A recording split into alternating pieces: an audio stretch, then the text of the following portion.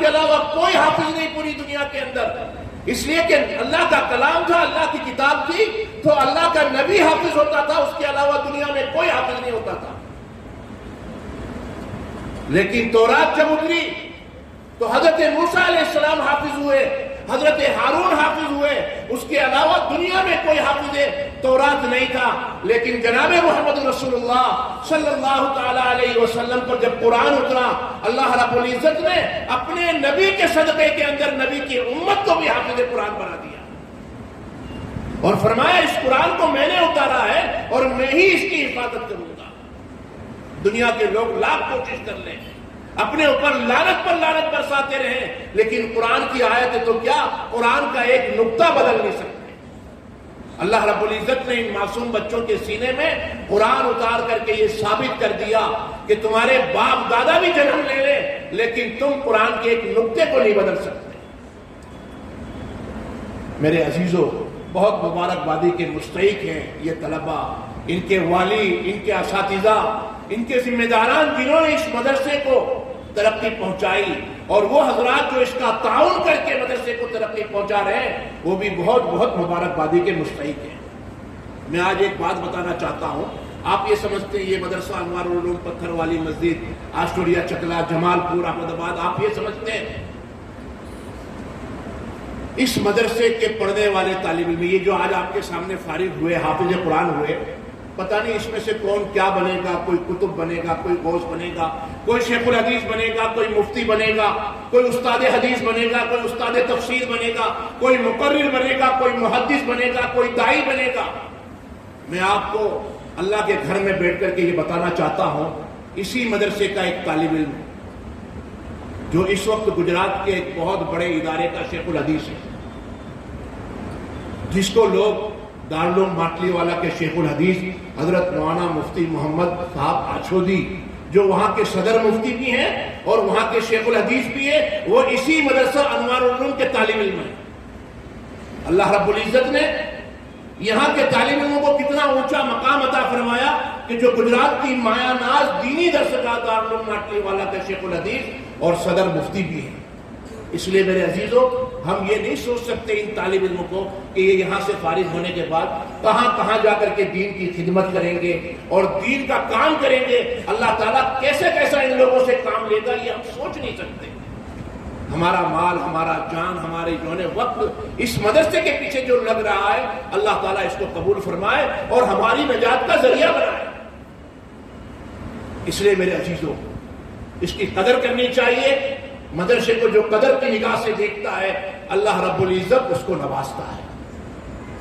1978 میں مدرسے میں طالب علم تھا، لوناواڑہ میں پڑھ رہا تھا، میری والدہ کا انتقال ہوا، فون آیا، میں وہاں سے واپس جب آیا، جنازہ گھر سے نکل چکا تھا، میرے والد صاحب رحمۃ اللہ علیہ پیچھے پیچھے چل رہے تھے جنازے کے بالکل آخر میں کہ ابھی بیٹا آئے گا اور میں اس کو تسلی دوں گا۔ جب میں گھر پہنچا تو جنازہ اٹھ چکا تھا، دوڑتا ہوا جب قبرستان کی طرف گیا تو والد صاحب رحمۃ اللہ علیہ نے میرے کندھے پر ہاتھ رکھا اور مجھے تسلی دی اور کہا بیٹا تیری والدہ تو خوش نصیب تھی۔ میں نے کہا ابا جی کیسے؟ کہا تم طالب علم ہو۔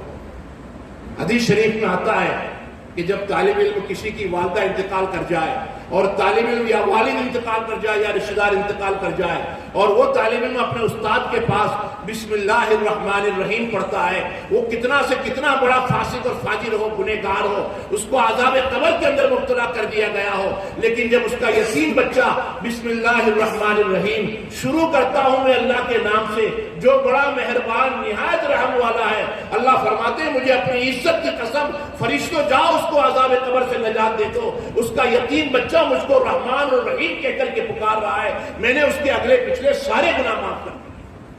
اور پھر بنی اسرائیل کا واقعہ بیان کیا والد صاحب نے اور کہا کہ ایک فاسق تھا، فاجر تھا، دن بھر شراب میں رہتا تھا، رات بھر شراب میں مست رہتا، جب اس کا انتقال ہوا تو اس کی بیوی کے پیٹ میں بچہ تھا، بچہ پیدا ہوا، لوگوں نے اس کو دفنا دیا باپ کو، اور بچہ پیدا ہونے کے بعد جب تھوڑا بڑا ہوا، چلنے پھرنے لگا، اس کی والدہ نے اپنے یتیم بچے کی انگلی پکڑ کر کے اس زمانے کے عالم کے پاس لے گئی اور کہا کہ آپ اللہ کی کتاب اس کو پڑھاؤ۔ اس عالم نے اس کو جب پڑھانا شروع کیا، جو بھی کتاب تھی، لیکن شروع کے اندر بسم اللہ الرحمن الرحیم پڑھایا جاتا تھا۔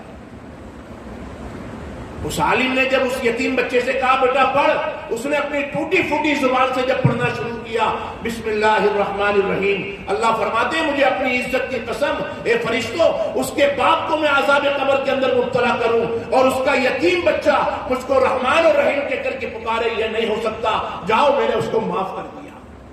تو میرے عزیزوں، یہ معصوم بچے جب بسم اللہ پڑھتے ہیں اللہ رب العزت ان کے خاندانوں کی مغفرت کرتے ہیں۔ اور آتا ہے حدیث پاک کے اندر کہ ایک حافظ ہونے والا بچہ خاندان کے 10 وہ آدمی جس پر جہنم کی مہر لگی ہوگی، جس پر جہنم واجب ہو چکی ہوگی، اب جنت میں نہیں جا سکتا، اس کے پاس کوئی ایسا عمل نہیں ہے، لیکن ایک حافظ قرآن بچہ اللہ تعالیٰ اس کو اختیار دیں گے، جاؤ اپنے خاندان میں سے، اپنے رشتہ داروں میں سے، اپنے ملنے جلنے والوں میں سے 10 آدمیوں کو تمہیں جو ہے VIP کارڈ دیا جاتا ہے کہ ان کو اٹھا کر کے جنت میں لے جاؤ۔ 10 آدمیوں کو، جس نے 60 سال 70 سال 80 سال گناہوں کے اندر ڈوب کر کے اپنے اوپر جہنم واجب کر لی تھی، اللہ تعالیٰ ایسے 10 آدمیوں کو شفاعت کی اجازت دے گا کہ ایسے 10 آدمیوں کی سفارش کروا لو۔ اللہ رب العزت نے اتنا اونچا مقام عطا فرمایا، ہم حافظ قرآن کو کیا سمجھتے ہیں؟ اللہ رب العزت نے اپنے قرآن کی حفاظت انہی معصوم بچوں کے ذریعے کروائی ہے۔ اس لیے میرے عزیزوں، میں کمیٹی والوں سے بھی کہوں گا اور اس علاقے کے لوگوں سے بھی اور اس مدرسے کے تعاون کرنے والوں سے بھی کہ ان کو محبت کی نگاہ سے دیکھنا بھی بہت بڑی عبادت ہے۔ اللہ تعالیٰ نسلوں کے اندر حافظ قرآن پیدا کرتا ہے۔ میرے والد صاحب رحمۃ اللہ علیہ، حضرت شیخ زکریا رحمۃ اللہ علیہ سے خاص تعلق تھا، ان سے وابستگی تھی۔ ایک مرتبہ بمبئی کے سفر میں تشریف لے گئے اور کسی نے ان سے پوچھا، میرے والد صاحب خود کہتے ہیں، کسی نے ان سے پوچھا حضرت مالدار بننا ہو تو کوئی وظیفہ؟ حضرت شیخ سے پوچھا۔ آج بھی لوگ پوچھتے ہیں مولانا صاحب بہت مندی ہے، کاروبار کا ٹھکانہ نہیں ہے، کوئی وظیفہ کوئی عمل؟ حضرت شیخ سے بھی اس زمانے میں کسی نے پوچھا کہ مالدار بننا ہو تو کیا کرنا چاہیے؟ حضرت نے فرمایا مالدار بننا ہے تو ماں باپ کی خدمت کر، اور دیندار بننا ہے تو علماء کی خدمت کر۔ اگر ماں باپ کی بھی خدمت کرا، علماء کی بھی خدمت کرے، حفاظ کرام کی خدمت کرے گا، اللہ تیری اولاد کو مالدار بھی بنائے گا اور دیندار بھی بنائے گا۔ اور ہم نے یہ دیکھا ہے جنہوں نے علماء سے اور حفاظ کرام سے محبت کی ہے، اللہ نے ان کی نسلوں کے اندر علماء اور حفاظ پیدا کیے، اور جنہوں نے علماء سے بغض کیا ہے، حفاظ کرام سے بغض اور دشمنی کی ہے، اللہ نے ان کی نسلوں سے دین کو غائب کیا، اولادوں کو نافرمان پیدا کیا ہے۔ اس لیے اللہ تعالیٰ ہمیں علماء کی قدردانی کی توفیق عطا فرمائے، حفاظ کرام کی قدردانی کی توفیق عطا فرمائے، مدرسے کو محبت کی نگاہ سے دیکھنے کی توفیق عطا فرمائے۔ اللہ کے رسول صلی اللہ علیہ وسلم نے ان علماء سے اور ان حفاظ کرام سے محبت کی نگاہ سے دیکھنے کو بہت بڑی عبادت فرمایا ہے۔ اللہ تعالیٰ مجھے بھی عمل کی توفیق دے، آپ کو بھی عمل کی توفیق دے۔ یہ مبارک مہینہ چل رہا ہے، اس مبارک مہینے کے اندر جتنا ہو سکے ہم عبادت کریں، کثرت سے عبادت کریں، ایک دوسرے کو معاف کریں۔ معافی کو اللہ تعالیٰ پسند کرتا ہے، درگزر کرتا ہے۔ حضرت جناب محمد رسول اللہ صلی اللہ علیہ وسلم نے فرمایا کہ معاف کرنے والے کو اللہ تعالیٰ معاف کرتا ہے۔ آج ہمارا معاملہ کیا ہوتا ہے؟ پہلی صف میں نماز پڑھ رہے ہیں اور اسی صف کے اندر ہمارا کوئی بھائی نماز پڑھ رہا ہے، اس کا بغض، اس کا کینہ ہمارے سینوں کے اندر بھرا ہوا ہے، پھر کہتے ہیں ہماری دعا قبول نہیں ہوتی۔ حالانکہ ایک ہی صف میں کھڑے ہو گئے محمود و عیال، نہ کوئی بندہ رہا نہ کوئی بندہ نواز۔ یہ جو شعر ہے، یہ جو کہاوت ہے، یہ کوئی معمولی نہیں ہے۔ اللہ رب العزت نے ایک صف کے اندر سب کو کھڑا کر کر کے یہ بتانا چاہا کہ بھائی تم اپنے دلوں کو بالکل صاف کر دو، نہ کوئی چھوٹا ہے نہ کوئی بڑا ہے۔ جب میری صف کے اندر کھڑے ہو گئے اپنے سینے کو صاف کر لو، اور جب اللہ اکبر کہہ دیا مطلب یہ ہے کہ دنیا پیچھے ڈال دی اور اللہ سے بڑا اب کوئی نہیں ہے۔ محمود غزنوی رحمۃ اللہ علیہ بہت نیک اور متقی پرہیزگار بادشاہ گزرے ہیں، بیٹھے ہوئے تھے اپنے دربار میں، کہا کہ مجھے خضر علیہ السلام سے ملنا ہے، کوئی ہے تم میں ایسا عالم جو مجھے خضر سے ملا دے؟ ایک بیچارہ ضعیف آدمی کھڑا ہوا، اس نے کہا حضور میں ملا سکتا ہوں، میں چلہ کشی کروں گا، 6 مہینہ میں دریا کنارے چلہ کشی کروں گا تو میں تمہیں خضر علیہ السلام سے ملا دوں گا۔ کہا ٹھیک ہے، کہا مگر 6 مہینے تک میرے گھر کا خرچہ اٹھانا پڑے گا۔ تو محمود نے کہہ دیا کہ بھائی 6 مہینے کا اناج بھروا دو ان کے گھر میں۔ وہ دریا کنارے پڑا رہا، گھر والے 6 مہینے تک کھاتے پیتے رہے، تندرست ہو گئے۔ 6 مہینے کے بعد محمود نے بلوایا کہ بھائی کیا ہے، خضر علیہ السلام سے کب ملا رہے ہو؟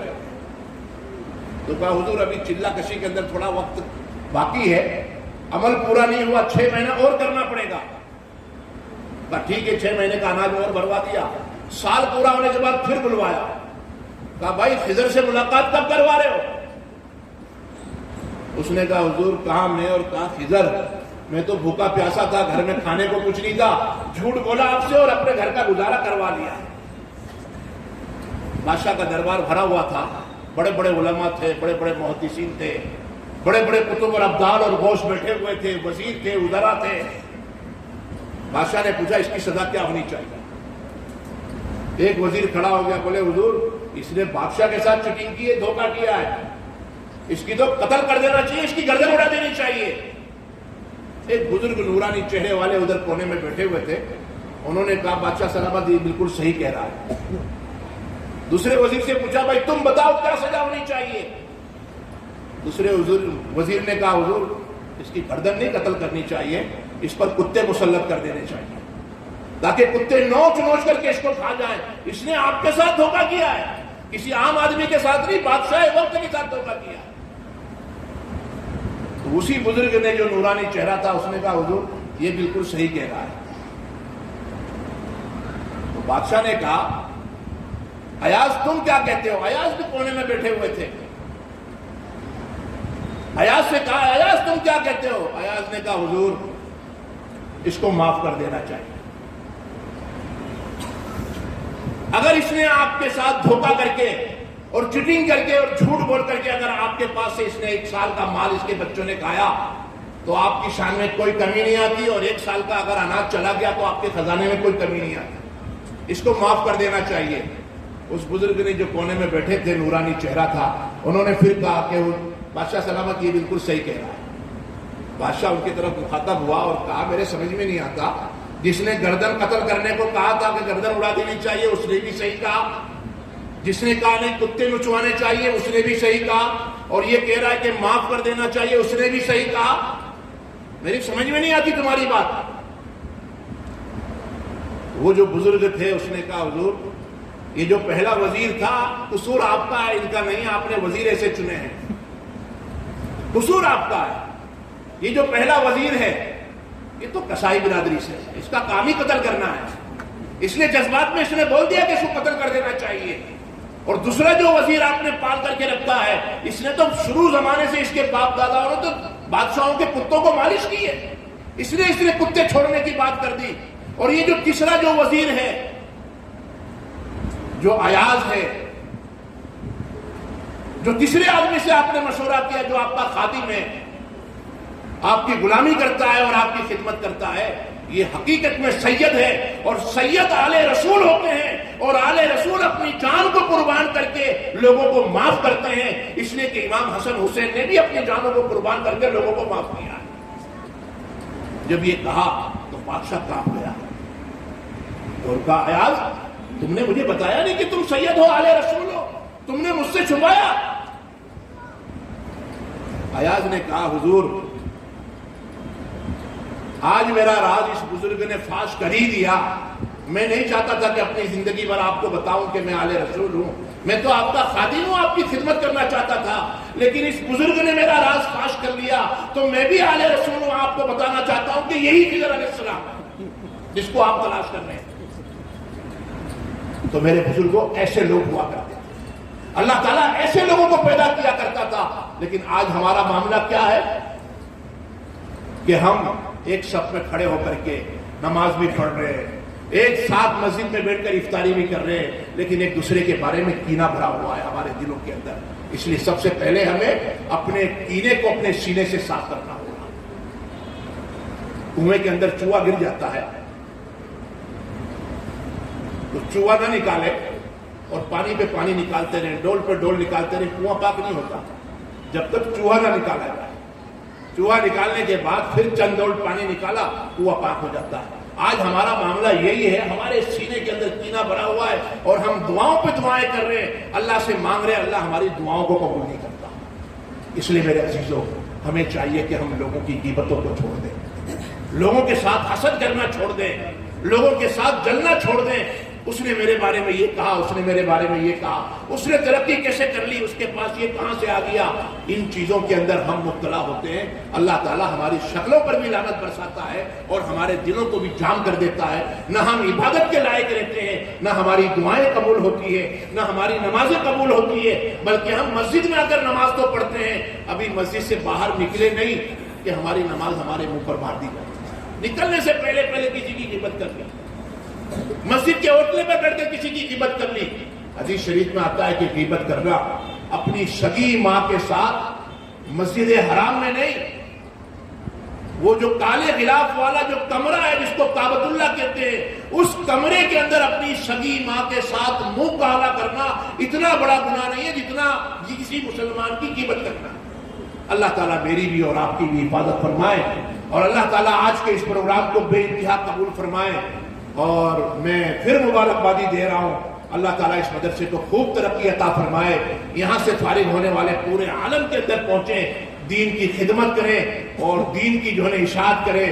اس مدرسے کا جو طالب علم میں نے جو بتایا، مفتی محمد صاحب آشودی جو دارالعلوم ماٹلیے والا کے شیخ الحدیث ہیں، ہم وہاں کے شاگرد ہوئے تو آپ کا مدرسہ تو ہمارا دادا پیر ہو گیا، ہم تو پوتے ہو گئے آپ کے مدرسے کے۔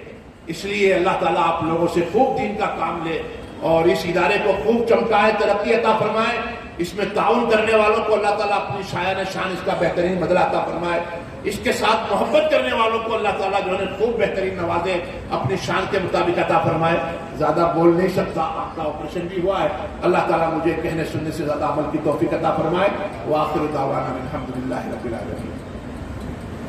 اللہم صلی علی سیدنا و نبی